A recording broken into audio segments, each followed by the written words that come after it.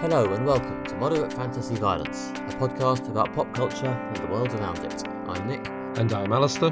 And this time we're going onwards into the brave new world of the future in the new Captain America movie, and then we're going back into the past for our old buddy, the good guy serial killer Dexter in his new prequel series, Original Sin. But before all of that, Alistair, what else have you consumed in the last fortnight? Well, I'm here to recommend a new show on Apple Plus. This is not an Oscar recommendation section this time, as not watched any Oscar films since we last spoke. But I have been diving into a show called Prime Target on Apple TV, which I can recommend. Yeah, it's just a really good thriller. I don't believe it's based on like a novel or anything like that. I think this might be an original thriller. The concept is there's a young man at Cambridge University studying mathematics. He's brilliant, but he's investigating an area of mathematics that for some reason his tutor is really insistent that he gives up, but he presses ahead anyway, and then people start dying, and mysterious people start coming after him, and then he teams up with a CIA operative who's also been studying mathematics professors, monitoring them and recording their research, who has also been hunted by the same people. So it's got a good thriller premise. There's a lot of chase, there's a lot of fights, there's a lot of intrigue. I think crucially it lands in the space of being believable enough and realistic that you can get generally invested in the drama and the tension and what's going on, and also sort of just daft enough that it can do silly chase things and you don't have to take it like super seriously. So I think it just sort of lands the tone perfectly. Okay, and we're not going for like a sci-fi supernatural twist here. He hasn't discovered the anti-life equation or something. No, not yet. I haven't quite the end of the series, so I assume that's not where it's going. I think that would be a different level of silliness or unbelievability than what they're going for. I think it's more likely to be something to do with cryptography and computers or something like that, or military secrets. And there's a lot of interesting twists and things like that. There's sort of mystery about them digging into the previous person who's been researching this topic who also disappeared, and kind of like uncovering the clues they left behind. So it's got a good mystery thriller vibe to it. Plus there's a parallel plot line of archaeologists in Iraq investigating this old library they found, which is also like connected to the mystery. So again, it's kind of got different elements to it. It's got this sort of international flavour to it, kind of everything you want from a thriller mystery thing. Okay, so it's solid then. You're making it sound like it's, steady, reliable. Yeah, exactly, I suppose, after recommending some kind of quite moving and dark and upsetting Oscar films recently, it's nice to have a break on something that's maybe not so serious. It's just one of those things, like it's an example of just a well-made thriller. Each episode ends with like a big twist, that sort of drives the tension on. It keeps moving. I think it's really a masterclass in just sort of tight writing and tight action. Clearly not made on like a vast budget, but still shows what you can do with just like good writing and a good premise. I guess I like it partly because it mixes lots of things I'm interested in, from mathematics to archaeology. So maybe this is just very precisely in my wheelhouse. But if you're looking for an entertaining thriller, I can strongly recommend this. It does sound like the sort of thing that might have been on BBC back in the day, and therefore I guess makes sense that it's now being made by a streaming service. Yeah, exactly. It's possibly got like a bit more budget than the BBC would have given it, with the sort of international locations. There's a plot line that sort of involves in France. There's obviously the Iraqi bits, although they probably didn't film it actually in Iraq. And they seem to be filming, I think, in Cambridge University itself, which I assume doesn't come cheap. But it does have the vibe of a sort of BBC thriller on it, possibly their big Sunday night prestige show when they used to make those. They probably still do, but I just don't really watch them. It's got David Morrissey in it as well. So which also gives it the kind of vibe of a BBC thriller. Yeah. Continuing the recent trend we've discussed of the big American streaming services making British shows for the British audience and for the American audience who think British people sound clever. Yeah. If there's something about this being like, I don't know, slightly more intellectual than the mass-produced American popcorn. I probably get the feeling that this is probably, I don't know, aiming at the similar audience to Slow Horses. It's not like a spy thing, and it's probably not as good, but I don't know if the pitch is like, you like those British people getting involved in scrapes, solving mysteries, conspiracies, well, here's some more in a slightly different context. Rather than London, it's got, old style, historic British town vibes to it, I mean, I felt like the appeal of Slow Horses was more the sort of genuinely scummy underdog thing and the sharp dialogue. Yeah, I mean, yeah, which this doesn't have. Yeah, I guess the thing about Slow Horses is everyone loves a British underdog story, and it is very much a British underdog story. But I feel you get the sense of, I suppose, yeah, is this a British invasion of American TV? So yeah, British people shaking up American TV. I mean, I don't really know how popular this has been in America, if it's just largely aimed at the British audiences. I suppose, yeah, Ted Lasso has also been very popular in America, and that's set in Britain and it's on Apple TV. I don't know, yeah, or maybe it's just that like British stars come cheaper. And they certainly seem to be pushing this in a big way. There were like tube adverts for it and things like that, and they were trailing it before other Apple film and TV stuff that you watch. So yeah, I get the feeling this was kind of their big push. It came out a few weeks ago. Yeah, I am a bit behind the curve on this. I feel this is the thing they were serializing week by week pretty much up until Severance started. You know, as the streaming services do tend to have this model of there must be something high profile that comes out week by week just to keep you subscribed. Dexter, which we'll discuss, finishes just before Yellow Jackets begins. I'm sure that's completely deliberate. Yeah. I'm interested to see if they'll finally release the next series of Star Trek Strange New Worlds around the time Yellow Jackets finishes. Yeah, and then after that, more Dexter, I think. Dexter Resurrection, yeah. Yeah. I feel this is possibly, a nice antidote to a lot of the heavy stuff that's being consumed right now. Unfortunately, eagle-eyed listeners or eagle-eared listeners, don't know if eagles can hear well, never mind, will notice, that, we're getting close to the Oscars. And although I've done my Oscar rundown, we're not going to get the beeps and the bops this year because of the way the Oscars fall, which is a shame. I can't do the thing of nailing my Oscar predictions to the mast and then letting fate and Nick's buzzer point out how much I humiliated myself. It's a shame, but yeah, it'd be nice if the Oscars stuck to our timeline, but I guess they're not going to move it for us. Oh, maybe next year. Yeah, I have a feeling they might have moved it because of the California fires. So.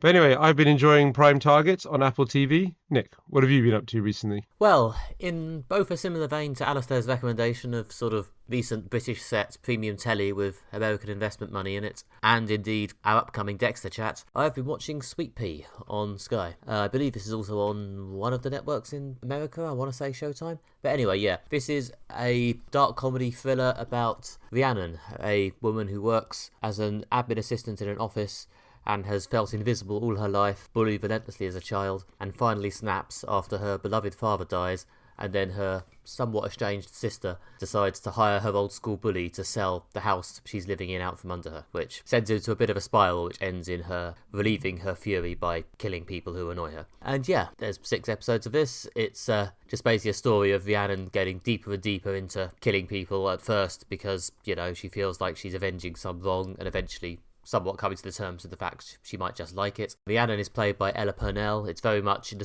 similar way that Dexter was a Michael C. Hall show. This is very much an Ella Purnell show.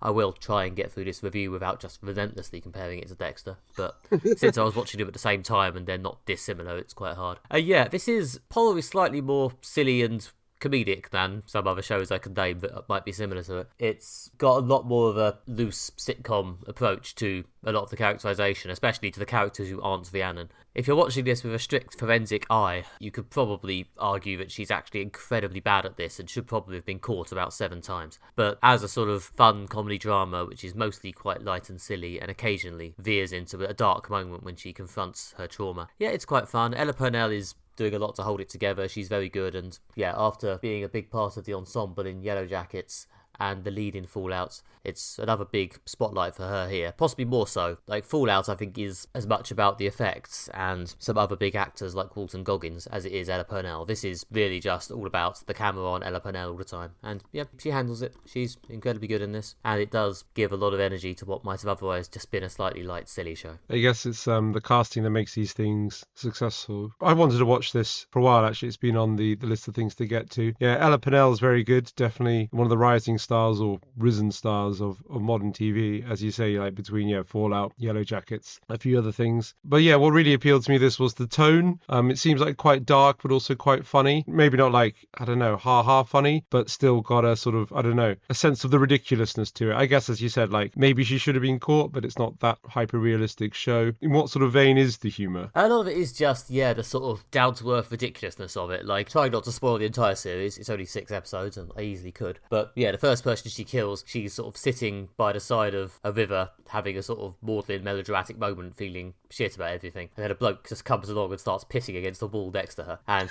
says something mildly disrespectful to her when she shouts at him, so she stabs him in the neck. That's the end of the first episode. Sorry for the spoiler. But yeah, it's that sort of thing. There's a very sort of down-to-earth, silly relatability to it. She recruits her second victim because he's a bit of a dick in the pub. Is that a very British thing? I don't know, but it's certainly a very sort of down-to-earth, low-key, humorously petty thing about the way she finds and tracks her kills. There is some attempts to, you know, as I say, sell her trauma and sell her sadness and horror at what she's doing, but a lot of it is just fun, yeah. It sounds a lot like Falling Down or something similar, which is, you know, we all like a story about a normal person who's just pushed too far by the world, society, you know, life in general, and yeah, snaps against those people we all find deeply annoying, but never ever say or do anything about. I guess it's aiming at that level of catharsis. Yeah, it is quite a cathartic show in that way. It does eventually confront the is she really a modern day hero, or does she just like killing people issue? But a lot of the time it is just Rhiannon meets some annoying people and kills them, and it's very satisfying for all of us. And eventually, you know, a cop gets involved, things do start to close in around her. She meets a victim who she thinks deserves to die and turns out not to deserve to die. Again, reluctantly do another comparison to Dexter. It's a lot of the stuff you've seen in Dexter. Dexter does encounter a lot of these issues as well, but obviously in Dexter they focus a lot more on the forensic practicalities of him making sure he never gets caught, and he recruits his victims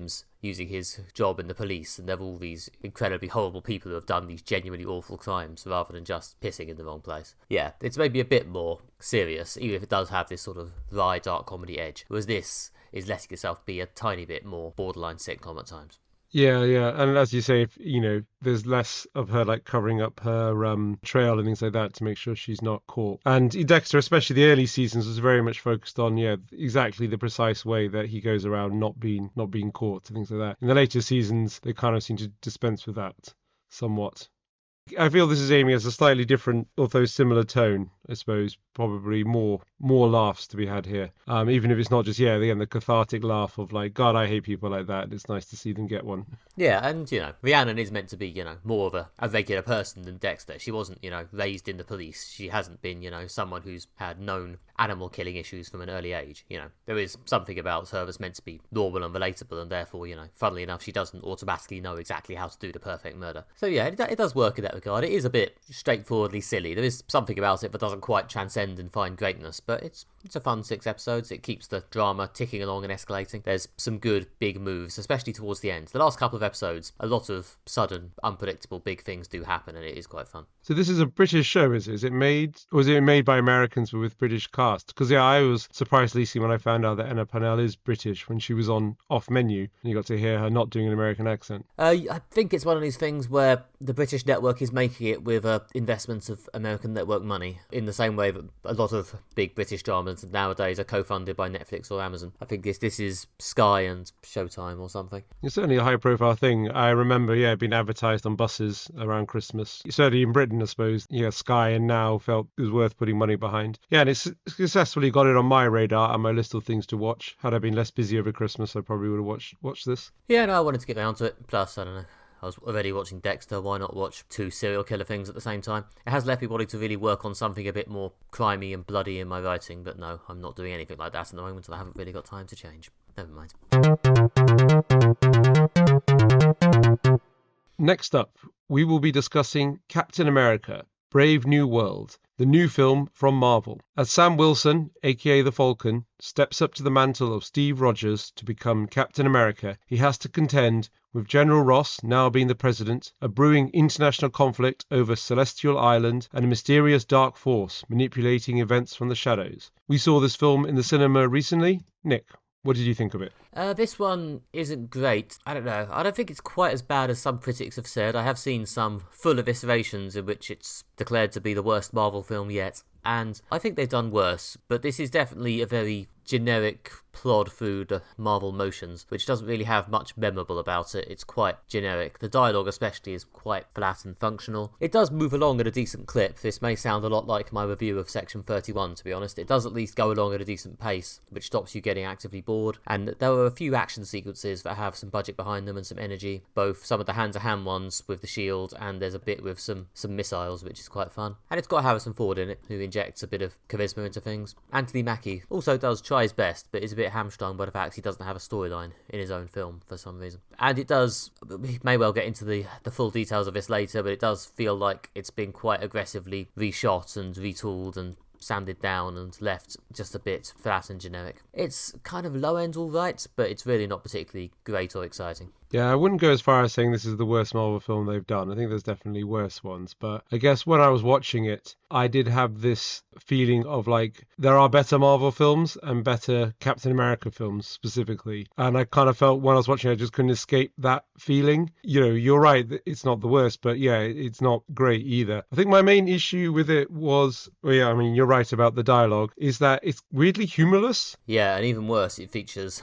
possibly an even worse thing than being humorless, failed humour. Yeah. It's, again, it's sometimes hard to tell. Were they aiming at a slightly more realistic tone, or were the jokes just poor? It's just weird how everyone knows what Marvel does well, which is in the Marvel source we've talked about, you know, action plus banter. This one, yeah, for some reason it's largely absent. You know, they've made more serious films in the past, but yeah, it's not like they were trying to shoot at a very serious tone. It's still a, you know, over-the-top action movie. One of the things is this new villain, which I mentioned. I mean, is it much of a spoiler to discuss the new villain? I suppose it's not really in the trailer, but they've been pretty open about it in the marketing. No, go for it. Yeah, so the villain in this one is the leader, who I believe is, a villain from the Hulk comics. And he's a sort of, mad scientist who does experiments, has like mind control technology, has like a secret lab. And yeah, when they stumble across this, I feel this is really lacks any of the Marvel irony. They are doing straight up supervillain, mad scientist, mind control, and no one's even making a quip about the sort of faintly ridiculousness of this. I mean, we've talked about things from Dune to Nosferatu, which try to swerve, the dominant Marvel humor of doing things straight up in a very serious way, no hints of irony at all. But Marvel without irony just feels like the sort of thing that they were trying to parody, or even the sort of things that like Austin Powers or whatever is trying to parody. Yeah, that for me was a major issue. I don't think I necessarily need them to be ironic. I think it's, as a fan of comics, I don't mind them doing comic stories and taking it semi-seriously. But the trouble is, it's just not a very inspiring story, and perhaps the reason it leaves itself open to why aren't they mocking this is because it just doesn't feel very serious. Normally, I mean, the most obvious comparison for this film is Winter Soldier, I guess, in that was the previous Captain America film that was meant to be a political thriller, and it does feel like they're trying to, give you a bit of that Winter Soldier magic in this one. Remember that? You liked that, didn't you? Winter Soldier also took itself relatively seriously. I don't think it mocked the actual premise of the film. There was a bit of sort of knowing, friendly, funny banter between like Captain America and Black Widow and Captain America and Sam Wilson. But the problem with this is partly the banter just doesn't really land, and partly, the stakes just aren't there. Like, I don't think the events of Winter Soldier needed to be made fun of because we actually bought into the scale of the threat of S.H.I.E.L.D. being infiltrated by Hydra. Whereas because we don't really buy into this, because they don't really sell it, it just doesn't work. No, that's a very good point. Yeah, and also the Black Panther films don't really have much of humor. I mean, I'm sure there's a few jokes in them to be found, but the tone is much more serious. But, you buy into the whole, the aesthetic, the different tone it's trying to do, the seriousness of the story, and that's what carries you through. Even like the Eternals, again, not that much humor in it, but it does have that cosmic vision. The problem with this is that, it kind of feels very much the sort of standard Marvel fare, and it's a lot of people in corridors and green screens sort of having discussions, aside from the action scenes, which, as you say, are pretty good. But it kind of needed something else, I guess, is what I'm getting at. I mean, one of the other things is that there isn't much of a character journey for Sam Wilson, aka Captain America. There's not really much about him struggle to step up to the mantle of, Captain America, one of the greatest Marvel heroes of them all, a beloved figure. And he doesn't really struggle with inheriting that mantle. He doesn't have any like personal conflicts. How's he going to make the role his own? That's all just sort of sidestepped, which again, it kind of needed something else in it to latch onto. Yeah, I mean, I guess some of that material was kind of covered in that Falcon and Winter Soldier show that I also didn't like, but they haven't really replaced it with much here. Again, you do find yourself wondering how much of it has been cut out. It really does feel like at some point Disney realised that they were making a film which was about both race relations and an evil president that turns into a big red-orange monster. Spoilers.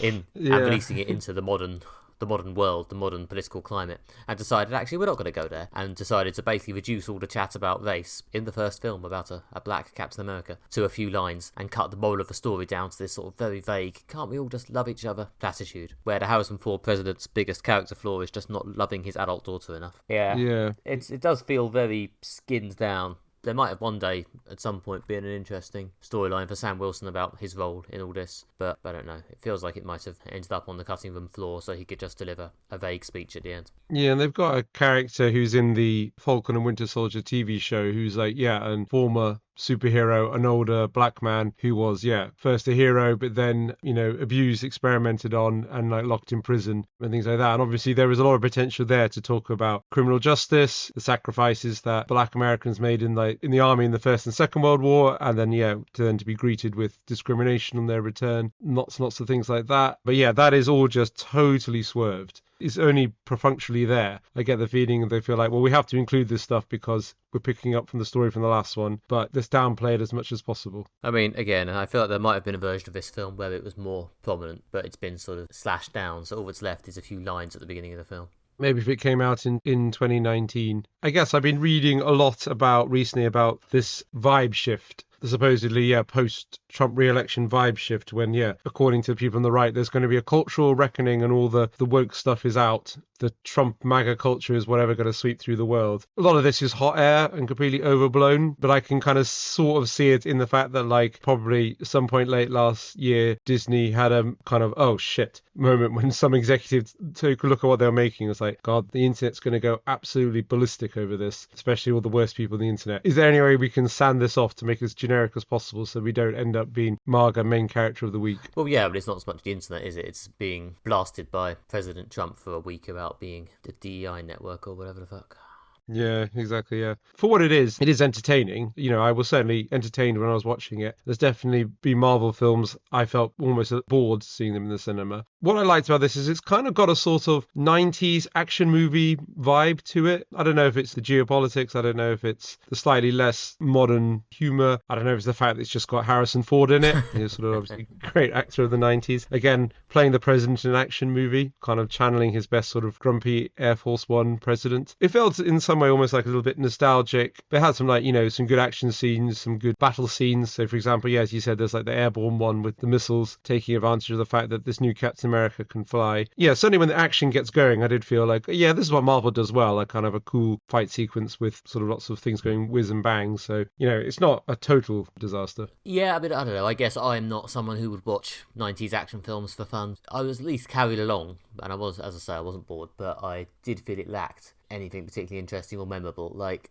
we've talked before about the Marvel competency machine or whatever, the general decent to good level of quality that even their most forgettable films did manage for a while back in the phase 2-3 era. And I just feel like this has dipped a bit below that. This isn't, at the competent good level. This is at the competent, well, I guess it just about hangs together level. And, as a comics fan, there are things I enjoyed. It's fun seeing Leader and Red Hulk, especially Red Hulk, on screen. The Red Hulk bit is fairly well realised, although whoever decided to put it in the trailer really blew the experience, considering most of the film is leading up to Red Hulk appearing, and it would have worked much better as a surprise. Yeah, I guess the filmmakers have no say over the marketing at a behemoth like Disney. But yeah, as someone who's not read the comics and wasn't familiar with the background, I know there's a thing such as Red Hulk, and obviously I knew he was in this because of the trailer. It was a bit of a surprise to find out the origins of Red Hulk or what the deal was. I would have preferred it had I not even known the Red Hulk was in this film, or this was something that was coming, because that one I felt would have made the surprise land better and been just a more kind of exciting experience as the audience. But I suppose we can't escape from the marketing. For example, when there was that big epic flight sequence with the missiles, as we've discussed, I had this sense of like, oh yeah, this film's building towards a climax. This is, we're getting towards the end now. With my sort of analyst hat on, even when I was in the middle of the film, my brain was like, wait a minute, not seen the Red Hulk yet, so this can't be the end of the film. However, if I hadn't known the Red Hulk was coming, it would have been a surprise. Like, oh wait, there's a whole bit on the end of the film that I didn't even know. Like, ooh, like a bonus extra bit that they kept secret. That would have been a more exciting experience. But yeah, I mean, this is not the first film that's been let down by marketing. Famously, the revelation about the new Black Panther was ruined by Lego through a product tie-in. Yeah. A thing that could only happen in the 21st century with Disney. I think Marvel used to be quite good at not blowing things in trailers during their older, more confident Imperial phase, when they could pretty much rely on all their films being beloved hits. But alas, now that they're maybe not on quite as big a hot streak, they've maybe got a bit insecure and felt the need to start blowing things in trailers, which is a shame. Yeah, well, hopefully they'll learn from this. Yeah, and hopefully, more importantly, they'll make better films. Also, special points to the new Falcon character in this, who gets a fair amount of screen time, yet still never gains a motivation or a personality. And his banter with Sam Wilson is among the most cringe parts of the film. Yeah, that was a big letdown. I mean, to compare this film, again, unfavorably to Winter Soldier, possibly one of the best, if not the best, of all the MCU films they've made. You remember when Sam Wilson, Anthony Mackie, was first introduced, even though he's fourth billed in the film behind like Scarlett Johansson, Samuel L. Jackson, Chris Evans, he still manages to make an impression. When he first appears, he grabs the screen, he's got charisma, there's something to his character. We kind of see, we're establishing a new character here. And it, helped make his career. And there's just none of this with the new Falcon. He's just a guy. Compare it to, when Sam Wilson was introduced, this just seems lackluster at best. Yeah, and it's not entirely the actor's fault. I mean, it's not a performance that blows me away, but there's just not a lot to him. I mean, when Sam Wilson was first introduced, as you said, as well as having him just be a charismatic guy, he had this sort of background as a trauma counsellor, and there was some effort to give something to that character.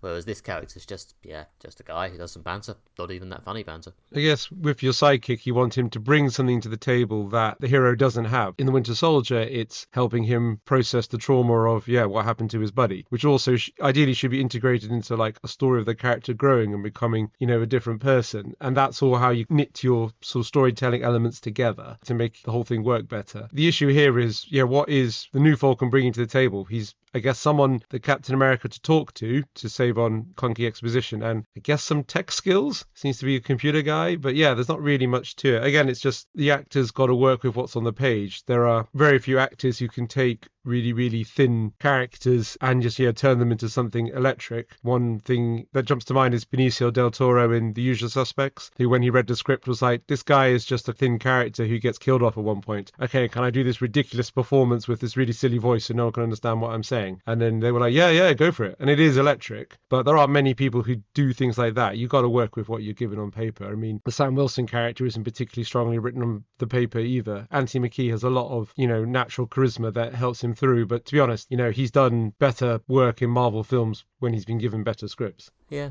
I don't think it's the absolute worst, but it's pretty uninspiring, alas. Hopefully this one has just been particularly badly hacked up due to politics or whatever, and later ones will be better. We can but dream. Yeah, well, Thunderbolts is on next, and at least that does seem to have the humour and does seem to have some of the old school Marvel sauce on it, and they seem to be more confident about this film. So onwards and upwards for the next bit of Marvel, hopefully.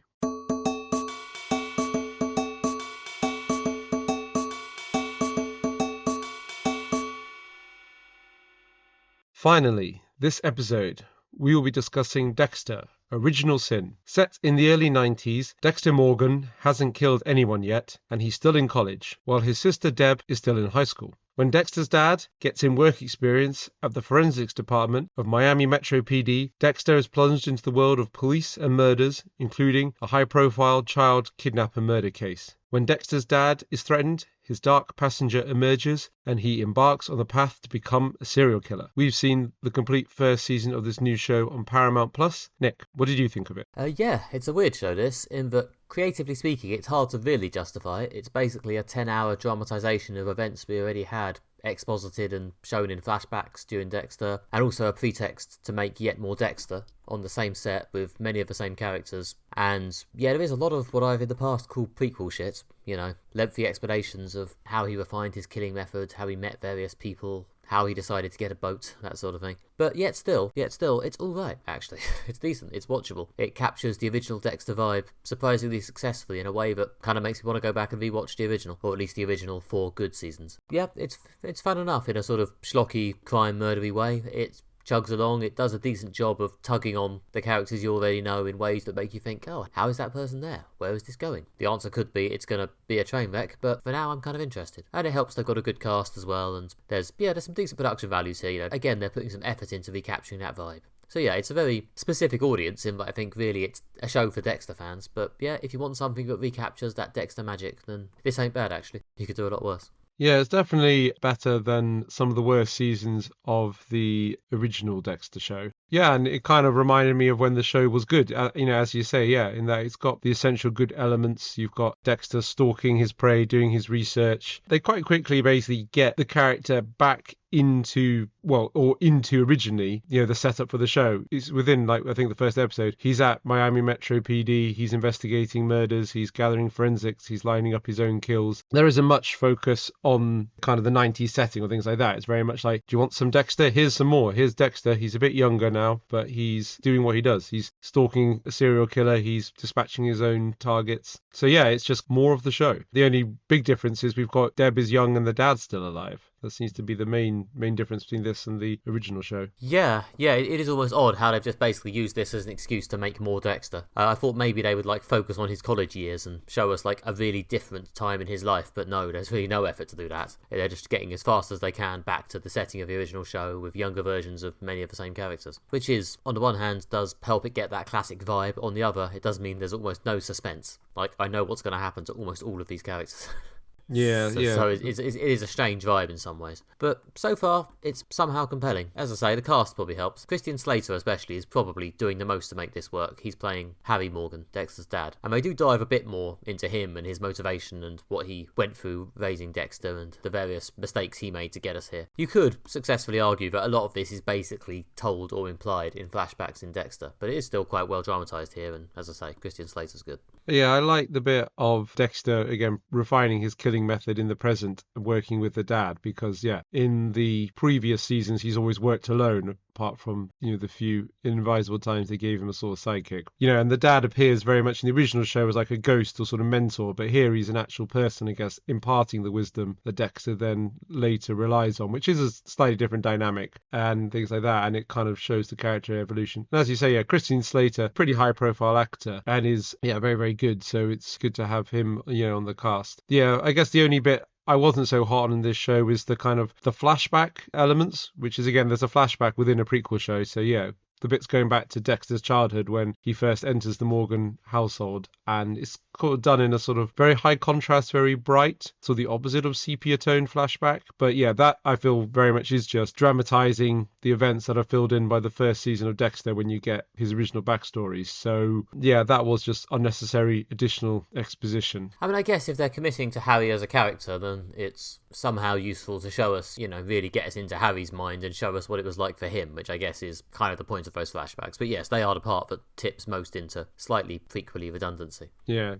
And I was watching this with a sharp eye for, as you said in the podcast, for prequel shit, because I did approach it slightly cynically, being like, we don't need to know the origin of various different things. Like, did I really know the origin of why Dexter brings donuts to the Metro? But despite the fact, me going in with possibly more cynicism than the show deserves, and yeah, deliberately an eye, I actually ended up enjoying it more than I expected, partly because it turns out there wasn't vast quantities of prequel shit. There was a bit, but mainly when the show hit its stride, which is the story it's trying to tell with the child kidnapper and a new serial killer on the loose, that came into their own more in the later part of the series. That's when it got really good, and I was actually excited and looking forward to the next episode to drop. Yeah, the fact they actually managed to establish distinct new villains and new storylines for this prequel was around when it actually became good. It helped that they had Patrick Dempsey as one of the other main characters, and he was good as well. But we'll maybe wait for a bit before spoiling the last few episodes. But yeah, those things worked.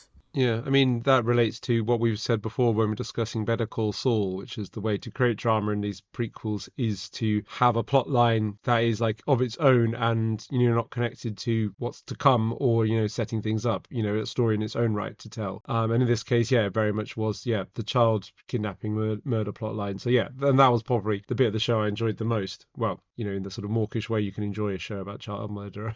Yeah, I think Dexter as a show has always been quite interested in his method. It's weirdly compelling seeing this tight focus on exactly how you go about being the perfect serial killer. And so I think they can get away with a certain amount of, how he refines his method material, because I think the method is interesting to us. Yeah, absolutely. And as you say, it's part of the essential appeal of Dexter as a character and as a show. And the one thing we hadn't seen exactly, although we always vaguely understood that he somehow got it from Harry, was exactly how he refined that method. So I think the stuff that does that does actually work pretty well. I don't know how far they can space it out over years and years, but the stuff here works. Yeah, and I do believe there's also potential to do more of this. Another case, another year of young Dexter. Again, bringing some new crimes for him to solve, things that aren't, setting up stuff that we know how it pans out. As you say, I'm not sure if it can run for years and years and years, but I do think there's actually quite a lot of potential here. And I went in feeling maybe cynical about the show, like, do we really need this? And left actually, wanting more. So that's that's a endorsement of the quality of the show, and that it totally turned me around on that front. Yeah, no. Again, I was also fairly cynical. I believe we may have made some advanced, slightly pissy comments about it in our end of year special last year, but no, fair enough. This was pretty enjoyable. The one bit that didn't work for me, I actually didn't mind the flashbacks. I see that they are arguably a tad redundant, but I didn't mind them. But the part that didn't entirely work for me was the part with the younger version of his sister Deb, who has some storylines that are sort of okay, but they're slightly, I don't know, generic TV teenager. The sort of storylines you get where you want to have a story about a teenage daughter in a premium TV show who's, I don't know, acting up and going a bit off the rails and going to some TV parties and doing some TV drugs and generally causing trouble for her parents or siblings who are actually the main characters. Yeah, I mean, at the end of the series, I guess, again, we might hold for spoilers, but they are threatening to move her somewhere a bit more meaningful to the plot, which will hopefully make her stuff seem a bit less superfluous in future seasons. But in this one, it didn't quite work. Yeah, no, you're totally right on that. Yeah, it is a sort of very, generic teenage daughter portrayal. She dates an older guy who turns out to be trouble. She has a falling out with her best friend. She has a rivalry with an unpleasant girl in her school. Yeah, I guess I kind of feel bad for Deb as a human being, is that her purpose in this whole show is just to be an additional burden for Harry and Dexter to deal with whilst they try to solve murders and commit murders. But also they have to deal with some teenage girl shit, which is, I guess, not brilliant writing. Hopefully, they will get the character into a better place when she's less of a teenage girl in the next series, or less of a generic teenage girl just doing, as you say, like TV teenage girl drama things. Yeah, I mean, I see why you want to include a younger version of Deb. Deb was probably the best character in Dexter, apart from Dexter. Possibly went a bit off the rails towards the end with the bit where she fell in love with her brother, but that aside, there was a lot of good Deborah material in the original Dexter show, so I see why you want to involve her, but they haven't quite nailed it yet, but hey. As part of the essential dynamic, which they have here, I mean, they've got other elements of the essential dynamic, as, LaGuerta, Batista, the other core characters are there. I really struggle to believe that LaGuerta, Batista, and Masuka are that core. Well, I guess they're there at least, and things like that. I mean, this is why this show is very much like, it's just more Dexter. It's got pretty much all the characters in it as well. They're just slightly younger. I know, but by the end of original Dexter, I really was a bit weary of the amount of time given over to subplots involving Masuka and Batista. To be honest, in this show, it does actually seem, I don't know if this is them making the same realisation, but it does actually feel like they have correctly concluded that, it's the Dexter show. Less is more with the supporting character police people. Batista is there, but he doesn't really have much of a storyline, and neither does Masuka. And LaGuerta does a bit, but only in relation to the actual investigation of a crime. It's fine when these people actually have a role in the serial killer storylines, but I don't really need to know that much about their personal lives. No, and I feel that, sometimes LaGuerta's just there to be Harry's sidekick as he investigates serial killers and child kidnappings, similar to, as we were saying about the Falcon. He needs someone to talk to. They're giving LaGuerta maybe a little bit more personality, in that she's like, an ambitious young woman who's coming in to shake up, this kind of slightly male-dominated, misogynist police department, institutionally misogynist, by making them focus on, like, young women, sex workers and stuff who've been the victim of murders. And the older, more set in their ways, grumpier cops can't handle it. I mean, that is at least slightly different. And then you can kind of see why she ends up being the boss, because she's got, a politically aligned rising star career. But yeah, I mean, beyond that sort of basic stuff, which kind of really lasts about one episode, and then after that, she's just someone who knocks around with Harry, so he has someone to explain his ideas to. And the others have even less of a journey. And things like Masuka is very much in this show, he's just the weirdo who works in the lab and makes inappropriate sexual comments. I mean, did we need him to do more? I feel like when he started to do more was one of the many signs that the show had slightly gone off the rails. Yeah, there was one bit when they had, like, Masuka's a real human being with real feelings plotline in old Dexter, and everyone was much like, no, he's not. He's the comedy pervert. Yeah, don't disrespect the comedy pervert by trying to give him actual human emotions. Yeah, exactly. Yeah. Anyway, moving swiftly on from the pervert, do we want to briefly drop some spoilers? I feel like I have some thoughts I wish to impart requiring spoilers. Yes, I feel, if you really want to watch Dexter Original Sin unspoiled, yep, we're done now, probably. Yeah, this is the end of the episode, so this is what we've got left. Run away. If not, we invite you to our spoiler-filled banquet discussion. Right, So yeah, this is the ending.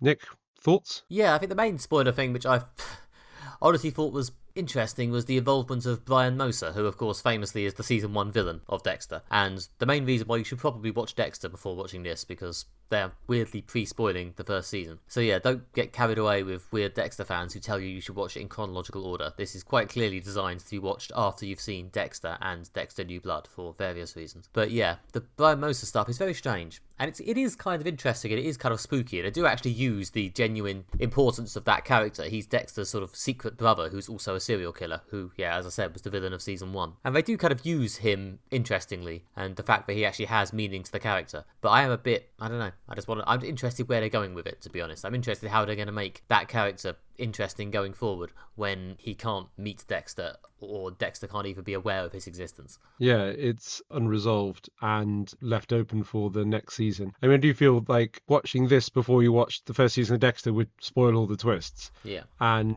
yeah, similar to if you watch the Star Wars films in the order they're set rather than the order they were made. That's why people have the razor sequence. So maybe there's going to be some kind of Dexter razor sequence, which to be fair works because it's a knife and he's a murderer. But yeah, I mean, it was an interesting element to bring in. There was certainly some good twists and developments and stuff, and it was part of that, later part of the season when I got, much more invested in it. But yeah, I don't know where they can take this, as you say, because he can't meet Dexter, interact with him. I mean, maybe there's going to be an extended plot line of Harry having to cover up Brian's crimes, which would explain why Brian gets away with being a serial killer for so long. But it was an interesting addition, and I suppose it kind of loops it all back to this is, telling the origins of Dexter, and you can't really tell the origins of Dexter without his brother, kind of the evil version of Dexter, or, where Dexter would have gone if it hadn't been for Harry. Yeah, it did definitely, shook things up a bit. It made this more than just a reenactment of early Dexter. It made me a bit sort of, oh, where is this going? I genuinely don't quite know what they're going to do with this, which is interesting. I mean, if it turns out they actually have got a clear idea of where they're going with this, then great. I look forward to future seasons. Well, every Dexter season has a serial killer villain in it, and they either have two approaches, which is like with the Trinity Killer, when it's revealed the face of the villain and you get to see the villain's crimes committed in parallel to Dexter's and they collide at some point, or like the first season, there's a mysterious killer out there and there's a twist when their identity is revealed. And obviously this being a Dexter season, it's the same. There is a serial killer on the loose, and yeah, this time you don't know who it is, and then there's a twist when it's revealed who it is. In this case, though, the twist is that, it's Brian from Dexter's Past, stroke season 1. So yeah, I mean, I like the fact that they kept that element. It was actually probably my favorite aspect of the original Dexter. Each season had a slightly different, interesting serial killer. So I like that they maintained that, but yeah, again, it's not got huge potential for the future. The other one in this, which again slightly different, is they have the person who's behind these child kidnappings and murderers, which the twist there is it's not a serial killer, in that it's not someone who's just motivated purely for killing for pleasure or something like that. It's the Patrick Dempsey character. It's someone within the police department. He's got some weird scheme, partly motivated by hatred of his ex-wife, and also partly to frame the cartel, and to get more cartel heads busted. A very much ends justify the means approach. And that was again a good twist, which I actually didn't see coming. I only saw it coming at the moment where the show clearly wanted me to see it coming, when Dexter was starting to put it together. So that worked. I mean, realistically, it was set up, and you could have asked, why is the fairly well-known actor Patrick Dempsey here playing what appears to be quite a generic police captain role? And the answer is because he's the baddie. Fair enough. Yeah. Then again, you could say the same thing about Sarah Michelle Gellar. Why is the fairly well-known actor Sarah Michelle Gellar, who conspicuously is in this, and yet I don't think we've mentioned her, just hanging around playing this quite generic part? Surely she's going to turn out to be really important later.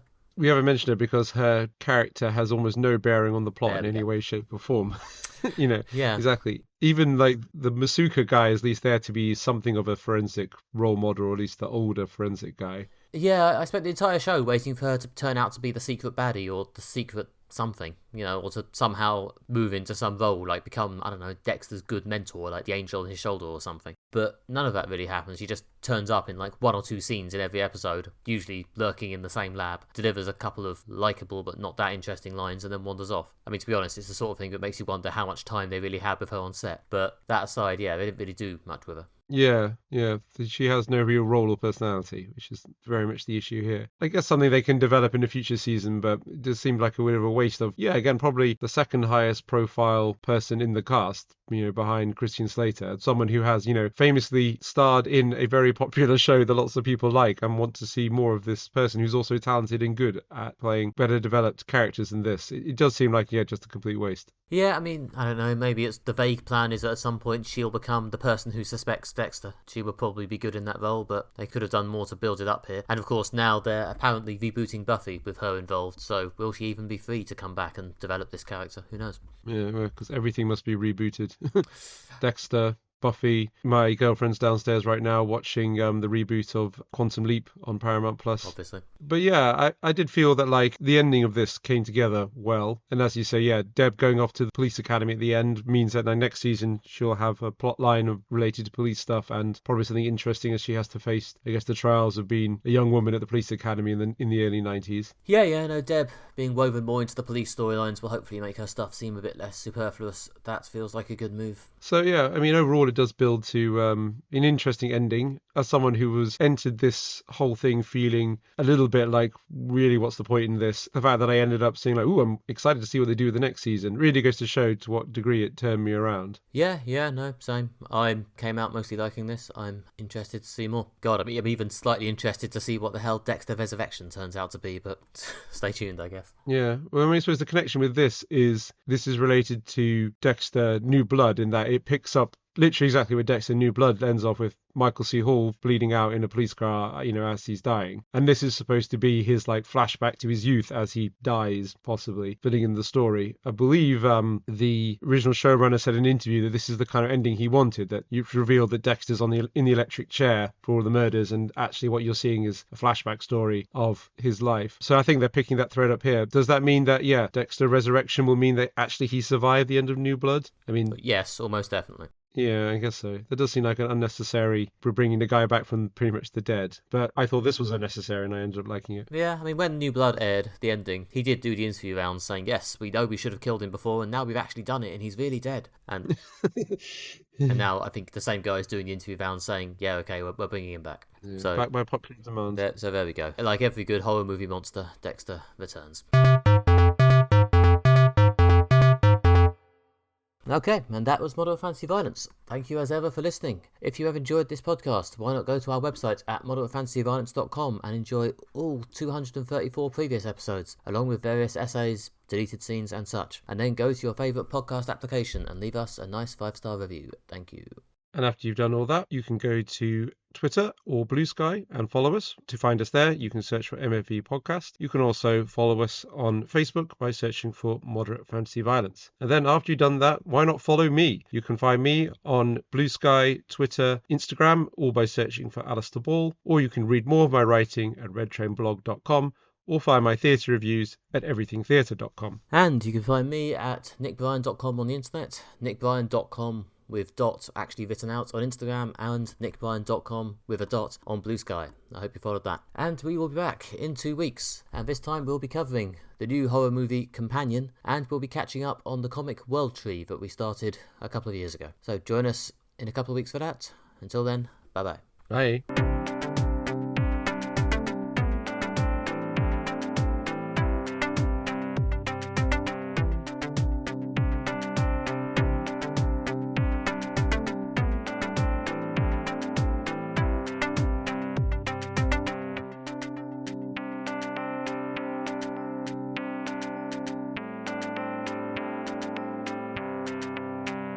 If you really want to watch Dexter Original Unsin... What? Original Unsin? God, what did I say there? Maybe I didn't sleep as much as I should.